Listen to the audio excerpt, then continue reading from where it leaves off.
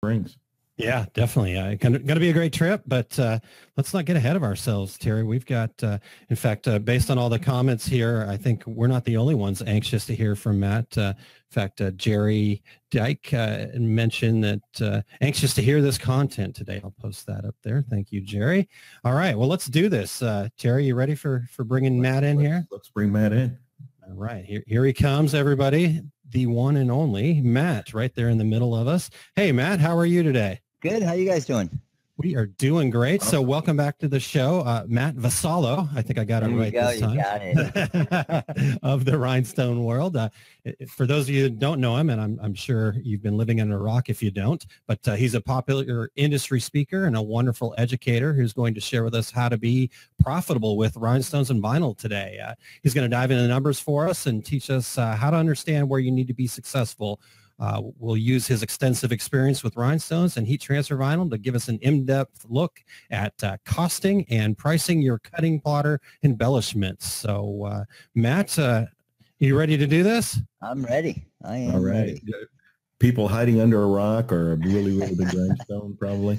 Hey, real quick, I see we have a lot of our crew in here. So just like you guys do on our Facebook page, Aaron and Terry do a great job with this show. So if you guys could do our normal, if you're on Facebook Live, like and share the feed here, help them out. They have a great show, so we like to support them. Thank you very much.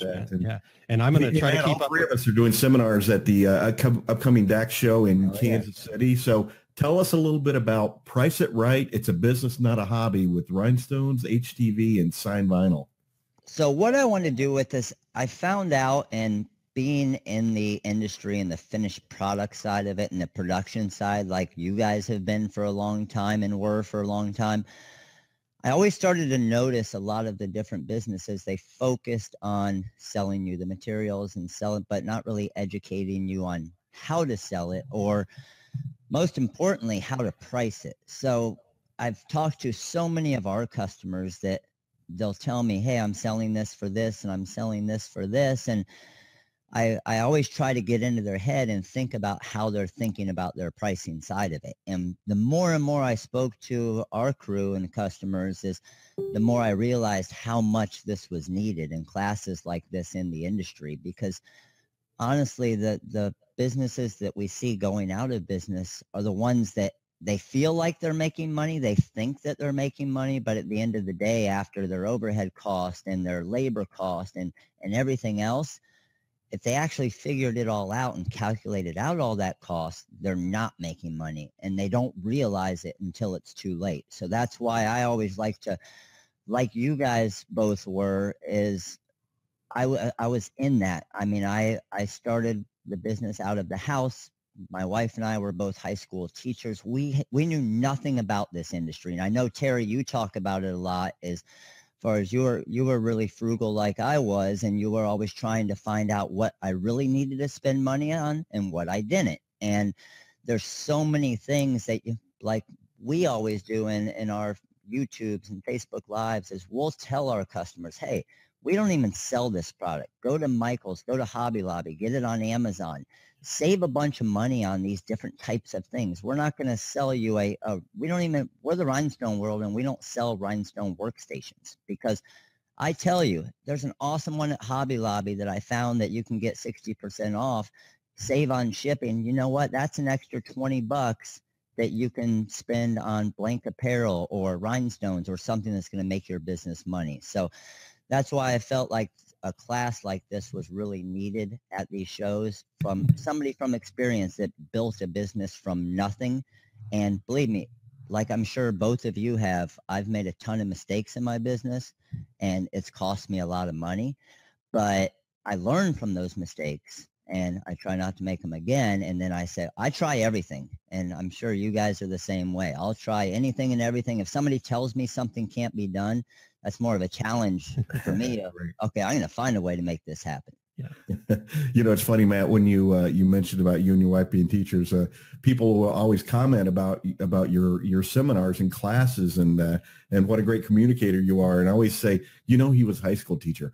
Oh, I totally get that. I totally get that. If you can teach high school kids, man. Yeah. But I think it's so different. And that's why I love your guys' show so much, because you're the same way. As there's a ton of great companies out there, but there's also companies that the only thing they think about is what's the bottom line? We need to make money. But then there's also companies out there that focus on educating. So my philosophy has always been, since I started this business, the more successful, we don't even call them customers, they're the TRW crew. The more successful our crew is, the more successful we are as well. If we can help them with pricing and testing materials out and ways to save money and ways to decrease your production time to where their business is making more money and they're growing, well, in return, they're going to need more materials and things like that. Yeah. So that's kind of always the approach that I've taken, instead of just, hey, let's just sell them a bunch of stuff and they can do it on their own. Unfortunately, that's the way I started, and I had to figure it all out on my own. Luckily, I was able to work through it, but my goal is for the crew and everybody else out there to help them so they don't have to go through all of those same issues that we did. Yeah. Yeah, no, that's such a refreshing way to kind of think about it. And like I said, there are still, unfortunately, companies out there that look at their customers, or in your case, your crew, as just a dollar sign. You know, how do we maximize the profit out of those customers? And if you go about it from the other way, like you do, you don't have to worry about that. They'll take care of that part for you. So that's so refreshing, and we love it, Matt. And all right, Matt. Well, I want to get into some nuts and bolts here, though. This is exciting. I've got my new notepad. I'm ready to go. So talk to us about the impact of production time as it pertains to your costs.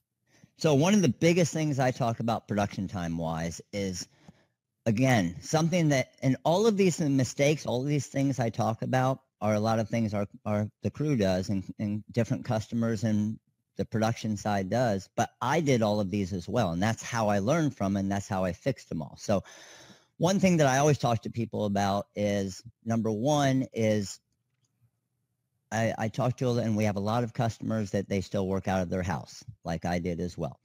And they're thinking to themselves of, okay, well, it's me. I don't have any employees. Well, my response to that always is, well, do you want to make money? So technically you're an employee. You need to pay yourself. So when you're thinking about pricing and production and everything else, you need to think like you're an employee, because what happens if you price everything based off of no labor and no employee costs, well, as soon as your business starts growing and you have those employees, you're going to have to raise all your pricing. Hey, let's help on the margins off the start. So one thing production-wise, and I have a ton of videos on this, in this side of it with the rhinestones, with the heat transfer vinyl, where I see the biggest errors and the longest time and the most time taken that's going to kill businesses in the long run is the pressing side.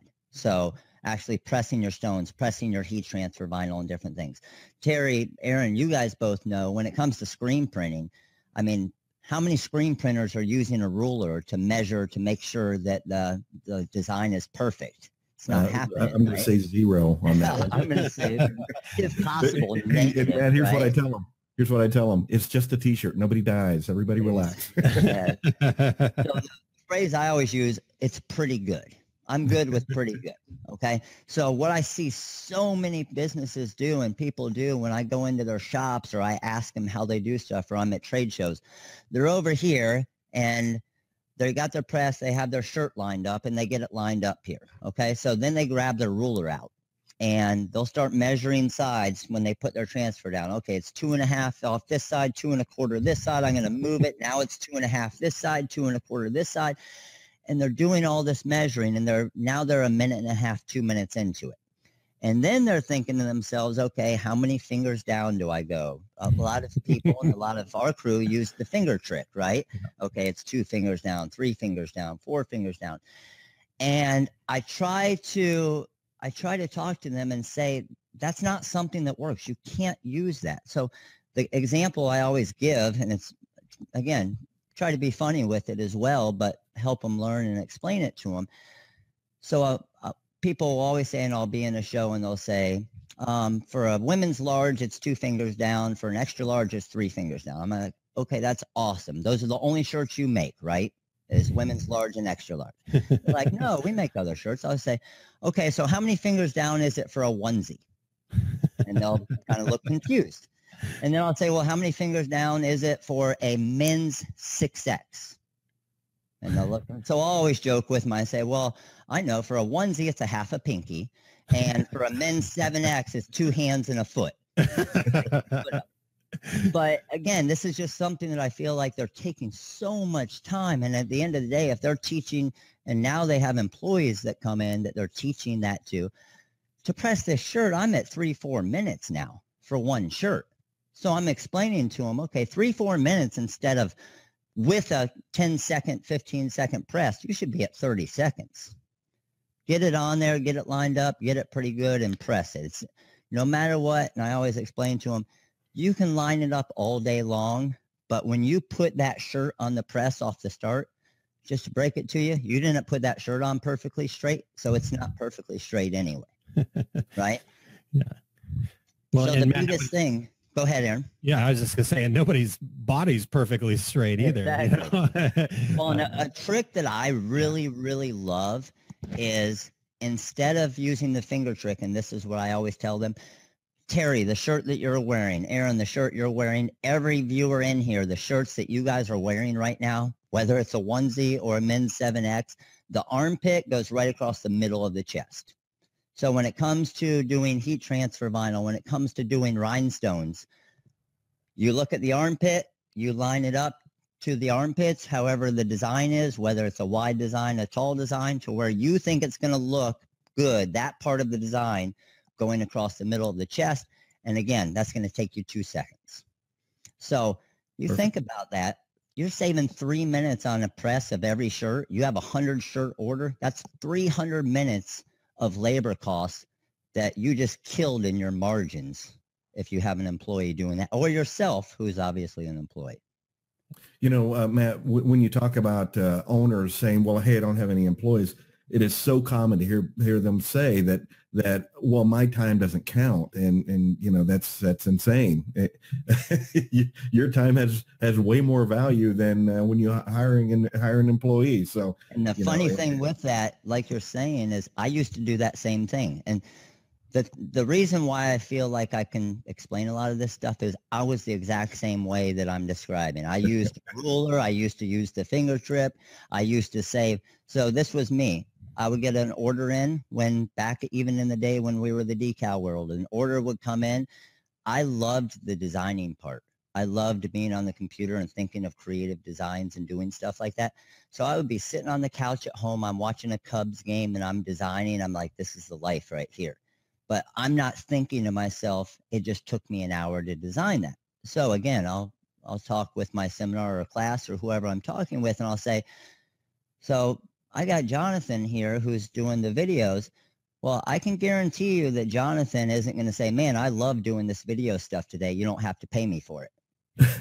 So I always try to tell them to think about stuff like that, because even though you love to do it, hey, you need to price it like you're paying an employee for that.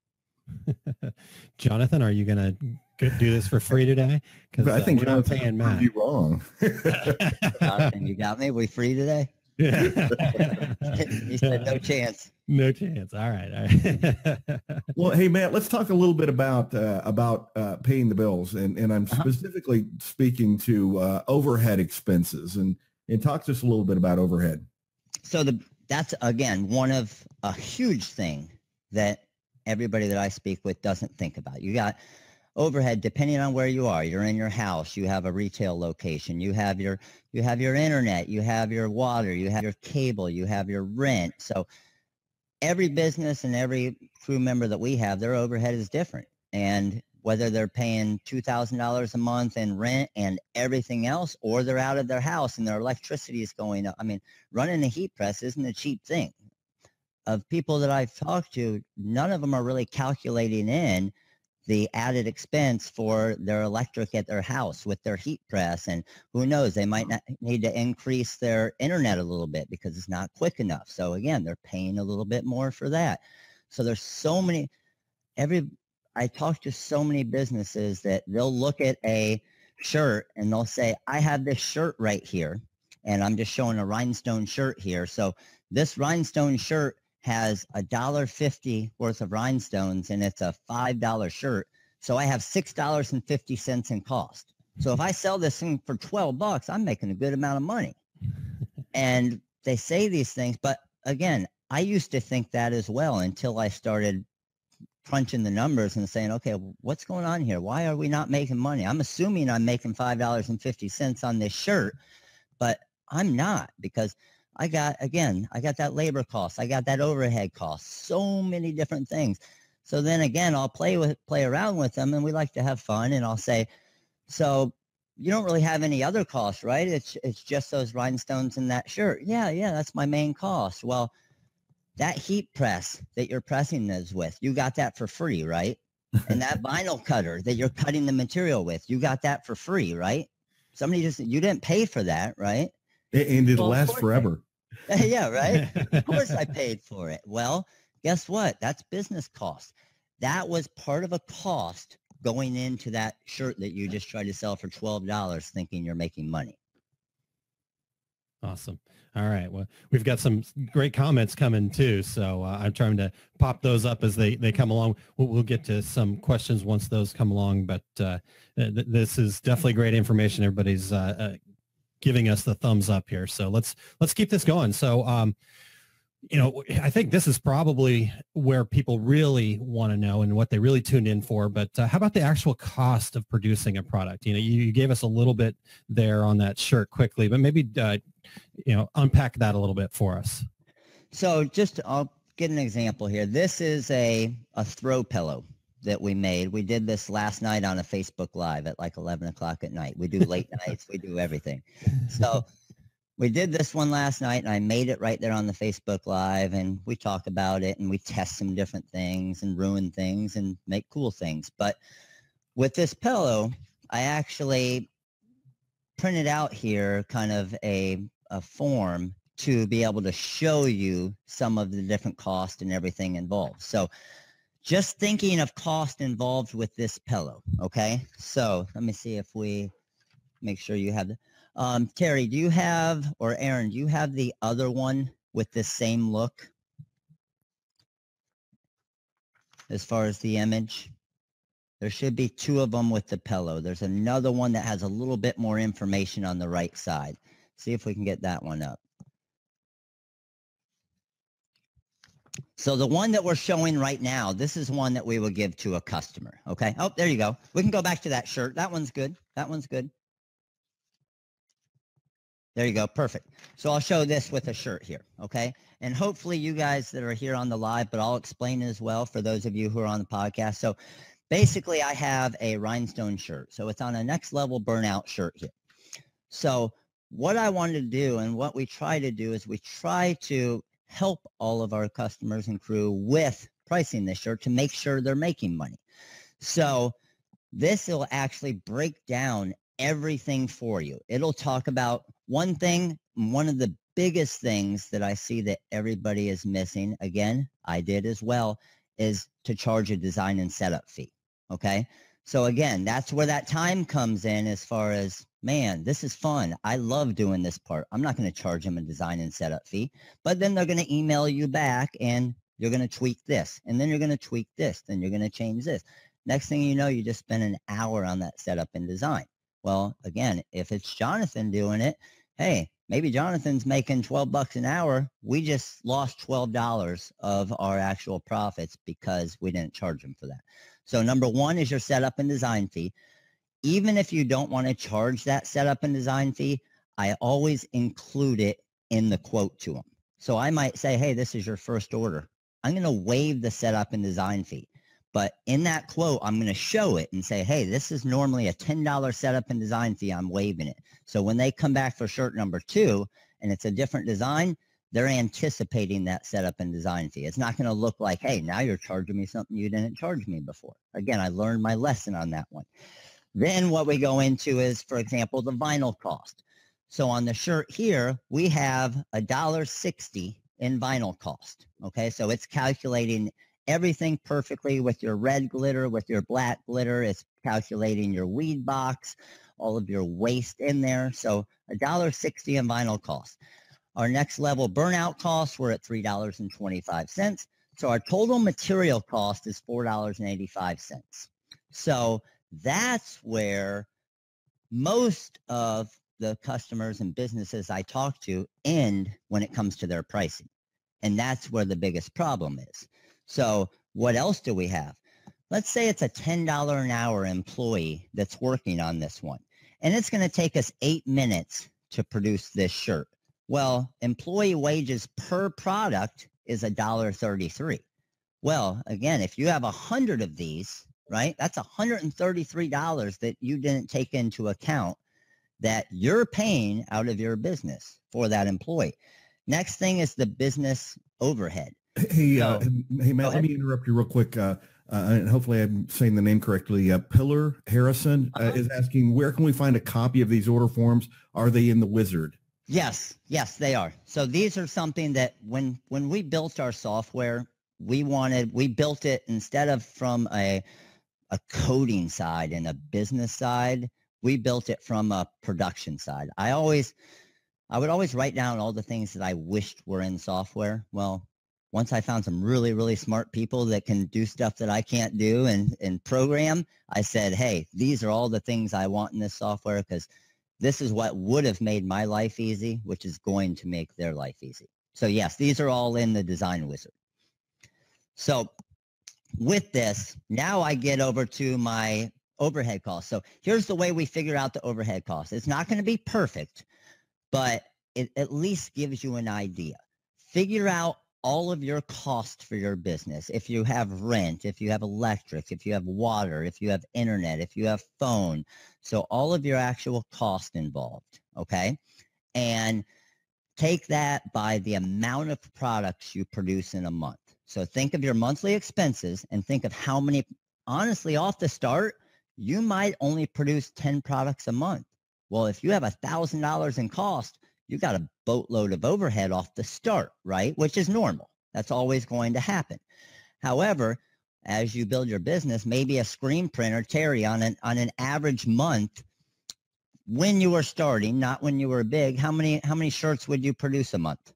Oh gosh, just a couple hundred maybe. Yeah. So let's just say it's 300 shirts, but we're working out of the house and we only have, let's say we had $300 in cost. Do the math. We're at $1 a shirt in overhead cost. Well, once Terry moved up to 600 shirts a month with his still $300 in electric and internet, now his cost per product and per shirt is down to 50 cents. So the more, but then, hey, now Terry moves into a big warehouse. His costs are going way up, but he's producing a lot more shirts. But that's kind of a simple way to kind of get an idea. So this one here, I used the example of they had employee wages cost $1.30. Business overhead cost was also $1.33. So I think I used $600 cost, but a $300 or 300 products produced.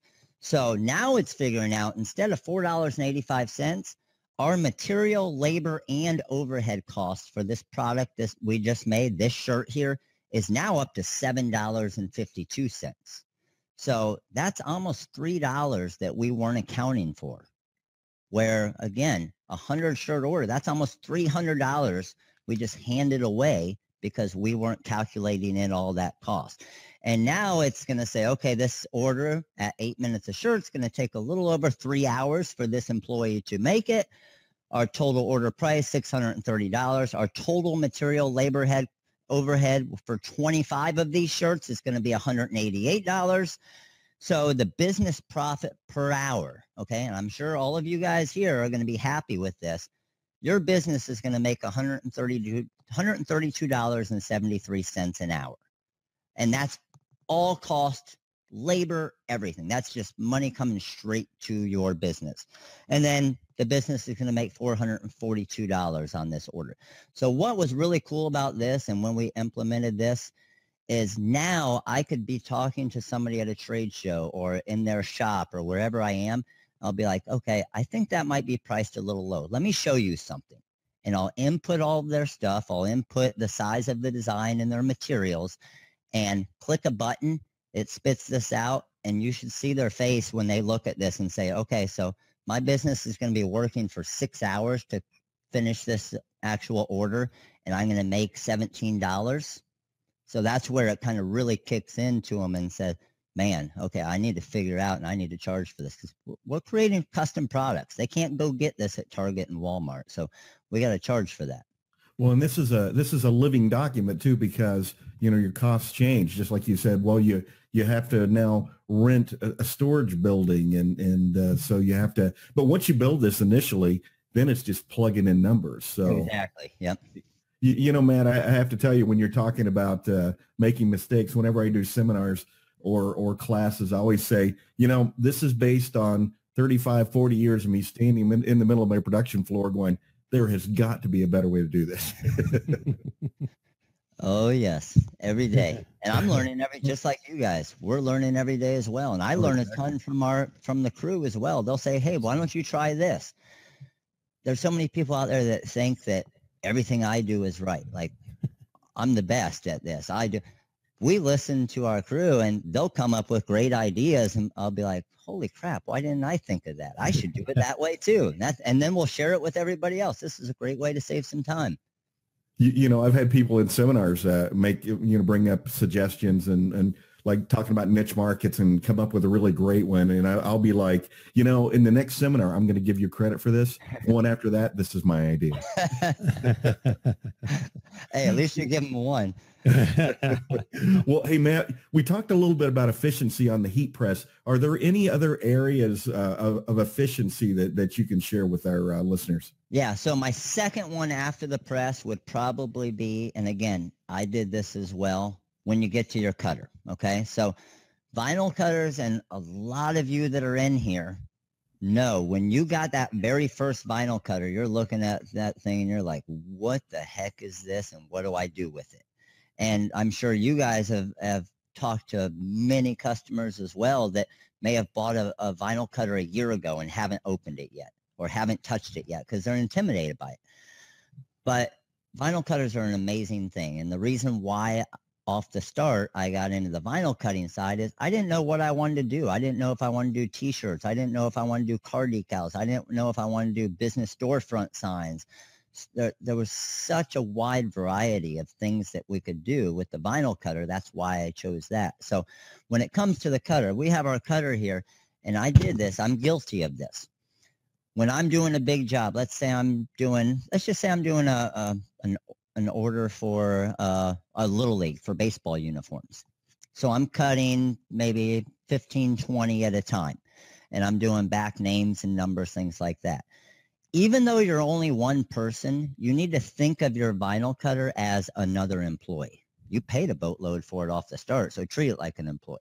But the best thing about that is it never complains. It never needs a bathroom break. It's great. So you got your vinyl cutter here, and this is what I would do. I would start my cut, and I'll give an example of vinyl car decals because that was a huge part of my business. So these type of, and I know those of you on the podcast can't see, but the vinyl car decals you see on the back window of every other car that you drive by every day, where it's got the little baseball player and the name and everything else. We sell these for $10. We have 9 cents in cost, the biggest margins you're going to find in anything, okay? So I would start this cut, and I'm so amazed by this vinyl cutter, and I'm looking at it, I'm like, man, this thing is so cool. And I'm sitting here looking at it and watching it cut for 10 minutes. And I did that a few times, and I'm thinking to myself, and I'll watch other people do it. And then as soon as that cut comes off, you're so excited, you start weeding it. Well, now I have an employee that's over here that's not working for me. So again, I figured out, hey, man, I need to create kind of my own little assembly line to do this. All right, I set up my design. I start my cutter. As it's cutting, it's cool. I know it, but the 7 millionth time you watch it cut, it's not as cool anymore, right? So I'm watching this cut. Now I'm setting up my next cut file while this is cutting. So even though I could cut 100 of these decals at the same time if I wanted to, I brought my number down to 20 decals was my magic number. So these 20 decals would finish by the time I finished editing these. And then as soon as those were done, I would take this vinyl off, okay, not start weeding it.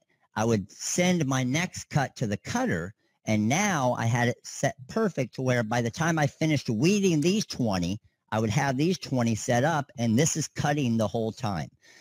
So you just got to kind of find your magic number when it comes to the vinyl cutter, as far as if you're doing a big order like that, and you can see the car decal here, is what's the magic number to where this is running as much as every second that that's sitting, it could be making you money. So find that magic number and time frame to where it might be 10 decals for you off the start. It might be 50. All right. But find that magic number to where kind of right when you're done with this part, that guy's finishing up. And then you just swap. And then you're working on this, and this is starting again. And then you're just back and forth. And I used to do decal orders of 2,000 decals for schools, for fundraisers. That was outrageous. But I could do them pretty quick just because I would keep kind of that assembly line going on it. So that's the awesome thing about the vinyl cutter. But you got to always think of your jobs as you're doing them. And, okay, what's going to help this job? Every extra second that you're sitting there doing it, hey, that's extra money that you're paying an employee and extra time, and that's coming out of your margins. You're right, man. It's all about efficiency if you want to make a living doing this. I do want to ask you, how many families have you cut out of vinyl to go into back windows, and how many of those were zombie families? You know what? We didn't do a lot of a ton of the stuff we do is sports, and you'll see almost everything here is sports. Now, we do a lot of other stuff, but the funniest thing, and I get this comment a lot at the trade shows, and I'm sure you guys do as well, is, well, I don't really like sports. And I'll explain to them, you don't have to like sports, but I promise you your business will love sports, because that's where we get all the add-ons. We add the custom number on the sleeve and the name on the back, and it's insane. The sports market in this industry is insane, and that's where we get all those huge upsells. But yes, we actually have a whole stick figure pack because they were so popular that I had some of my graphic artists create a whole pack for files for stick figures. And now all the stick figures are dying, and now everybody's making decals of my stick figures are getting eaten by a dog or whatever it is, right? That's true. If you do a zombie one, Terry will definitely buy that. Yeah, for anybody, there's my Walking Dead phone case. I like it. Awesome. Well, Matt, this is I know you get this question all the time because I get it all the time. I know Aaron does as well. Anytime you work a trade show, how much do I charge? Talk to us a little bit about what we can charge and about making a profit. Yeah. So this, and I'll explain it as well as, because those of you on the podcast, but those of you can see in the video here. And let me do it with a couple shirts here. Let me grab this shirt here. Yeah, and for those of you listening to the podcast, I think it's a must watch. So head on over to our Facebook page at facebook.com/2regularguys and check out all the stuff that Matt's showing as well. Pretty impressive. So. And I want to have a studio set up like Matt has. Man, I know, right? That's cool. That's awesome. So this here is just again, that next level rhinestone and glitter shirt. Okay. So I would go to events and I would have customers come in and all these different things. And again, pricing is a very difficult thing. So especially when it comes to the custom side of it, because you get all the customers that say, man, I could go get something like that for $12 at Walmart. Well, we all know that they can't. I can guarantee you Walmart doesn't have a shirt that says Terry and Aaron and whatever on it, right? That's the whole thing that we're doing here, is creating custom things.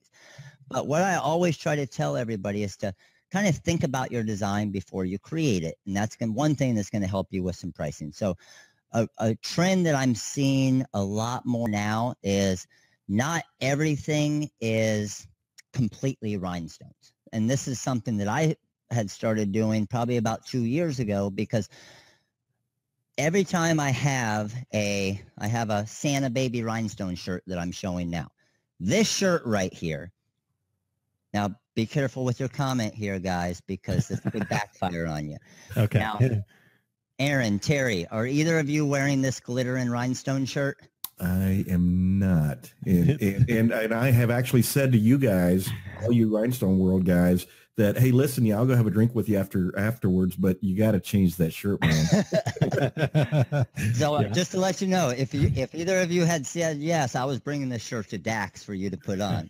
I'll wear it. What the heck? I'll do anything. It's a women's small. Well, that's just going to be bad for everybody else. Not. So what I try to explain to people is, we got this shirt here.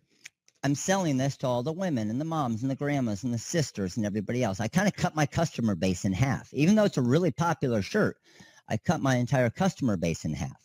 Well, this shirt right here is, honestly, in my opinion, I like it even more. It's got all the glitter. It's got the stones. It's got everything else.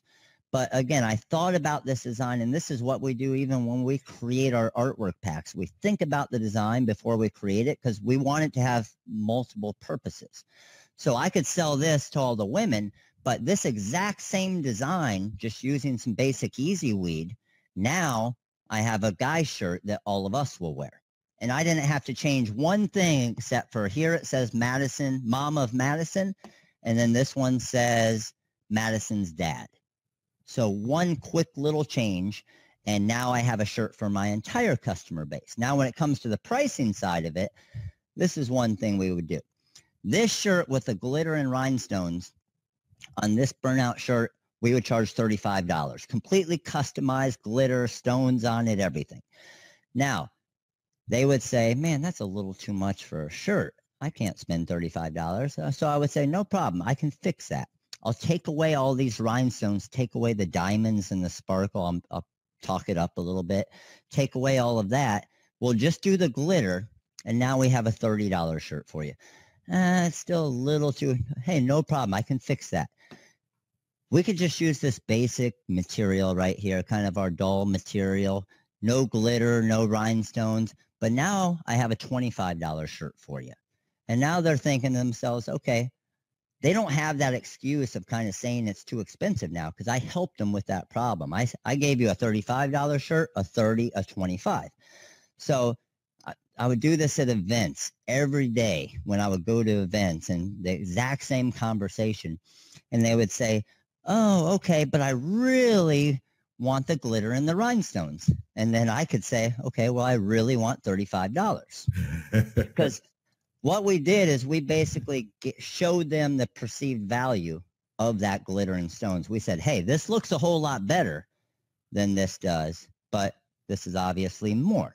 And that's seeing, and every one of them would obviously go with that $35 shirt because we showed them the difference in the price and why it's priced different. If I only offered this one, they're going to still have in their head, hey, it's a $35 shirt. So they're going to feel like it's overpriced. As soon as I gave them that option, now, okay, do I want, and believe me, when you're at these baseball events and cheerleading and football, no mom wants to be the one walking around with just the basic material and every other mom seeing that they wanted to save $10. You know, here's the closer. I'm sure Madison will still love you just as much with the $25 shirt. Well, another funny thing when it comes to pricing, I talk about this. Now, when I think in my head, I'm thinking, man, this is kind of shady, but it's not, okay? So again, thinking about your design. So I'll always ask in my seminars, okay, what would you rather put? Would you rather put Mom of Madison or Mom of number 23? All right.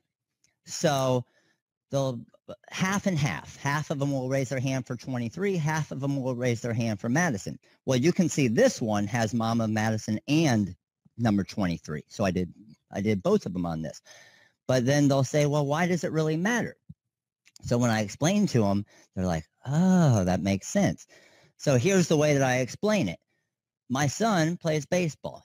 He's number 20 because Josh Donaldson won the MVP 2 years ago. Well, Jose Altuve won the MVP last year, so he might change numbers this year. Well, guess who has to buy a new shirt as soon as I put a custom number on there? Because you know what? If my son's number 18 now, I'm not going to wear a shirt that says dad of number 20 because number 20 might be Billy now. And now, as soon as you put that custom number on there, their name isn't going to change. So if I just do a custom name, guess what? They're going to be able to wear this shirt for their entire soccer career if they want.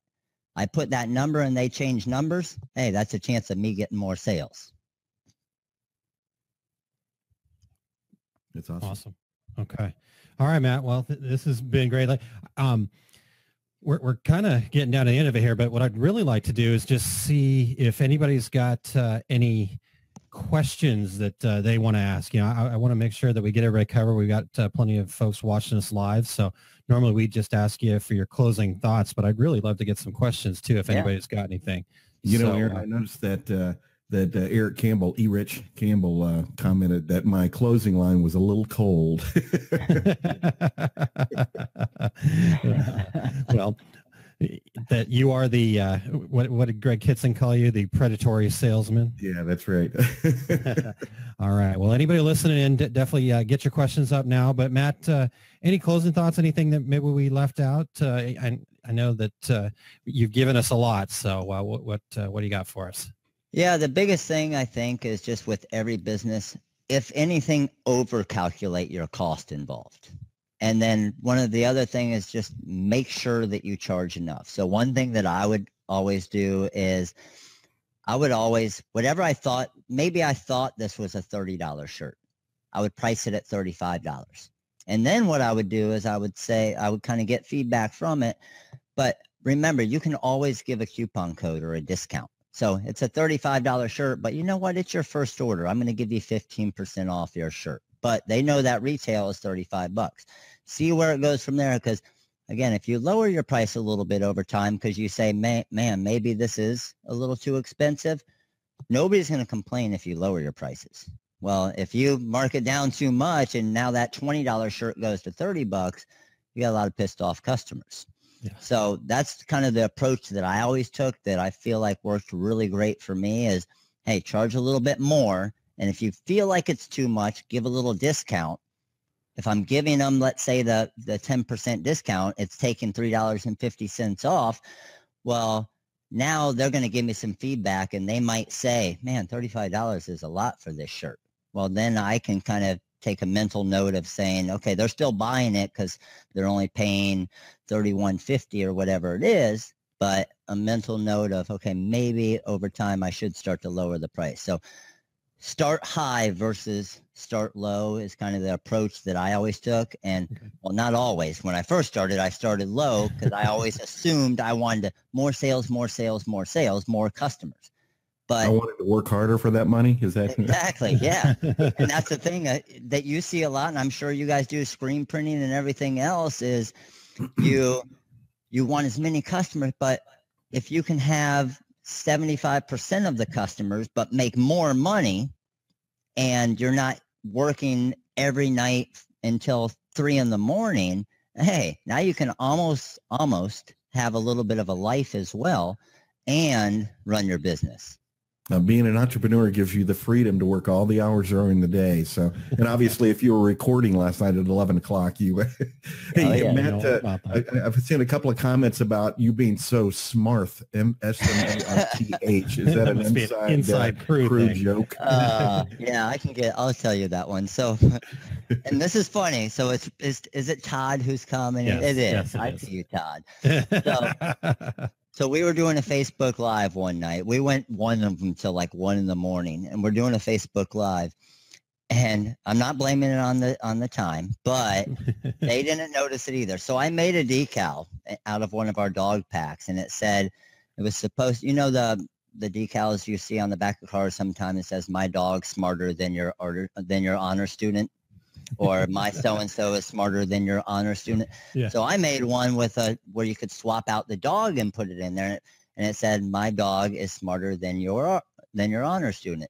But I spelt smarter completely incorrect. I spelled it smarther with a TH. And I had no clue. And I'm showing it on the Facebook Live and nobody else saw it. And then we all finally noticed it. And we're like, yeah, pretty smart. So that's Nice. every Facebook Live. It's because you're smarter than everybody. Well, it's funny because dogs can spell, nice. right? Yeah, spelling isn't my thing. I'll tell you. Awesome. All right. Well, we do have a couple other questions here, Matt. So if you don't mind, we're going to keep you for a little longer. But we got one question that's like, keep offering a 10% discount for orders over 5 items. I think it's helping. Good idea or no? Yeah, I like that idea. Mine was always, here's what I would do. If I were at an event or a customer came in when we had our storefront or a first order, what I would do is I would try to turn them into a salesman for me. Okay. I wanted them to basically work for me. So I would even be at an event and I would have a $35 shirt that they just bought. I know I'm at a baseball event or a soccer event. There's at least 10 kids on that team. So there's at least 10 parents. So I would tell that first person, I'd be like, you know what? If you get me 10 shirts, then I will refund your money or make you a shirt for free. So that motivated them to go out and say, hey, I just got this shirt. Why don't you go get one? Why don't you? Hey, we should all get one. And they're turning into a free salesperson for me. And now I'm selling 10 shirts at $35 and I'm giving basically that exact same thing, a 10% discount because I'm giving one $35 shirt for free. So it's just a matter of thinking of different ways of doing it. Anytime I would ever send out a first order to somebody, I would always include a little card that gave them 10% off their next order on the website. So just, again, thinking of idea. It's not always just 10% off. Think outside the box and think of different ways. But before you do it, do the math to make sure it makes sense for you as well. Yeah. This made sense to me because now I have this mom that's talking to all the other parents. And believe me, it happened a ton. Like every tournament, there was at least 4 or 5 different moms or dads that were there. They went and got me 10 more shirt orders. And I did. I either said, you know what, I can make you another shirt for free that's $35, or I can refund you this one because I just collected $350. Yeah. It's basically the commission you're paying is it is, yeah. Boils down to. Absolutely. So perfect stuff. So not a question, Matt, but Sue did mention that about the smart thing. She said, we did notice, just didn't want to embarrass you. So, oh, no. Come on, dude. You know you can't embarrass me. We do, but okay. All right. Well, awesome, Matt. Thank you so much for your time. And thanks to everybody for tuning in and checking this out, and definitely make sure that you get to Kansas City, or you're doing it all 3 DAC shows, right, Matt? Yes. Yep. Okay. So get to Kansas City, get to Minnesota, get to Chicago. You get the full 80 minutes of this from Matt, and it will be well worth your time. Just come in for that 80 minutes, and maybe check out one of the 2 regular guys seminars. There you go. And I want to thank, I see a ton of the crew here, so I want to thank you guys for coming over. Like I said, Aaron and Terry do a great job with this show. They have a lot of great instructors and industry leaders on the show, so definitely keep checking them out.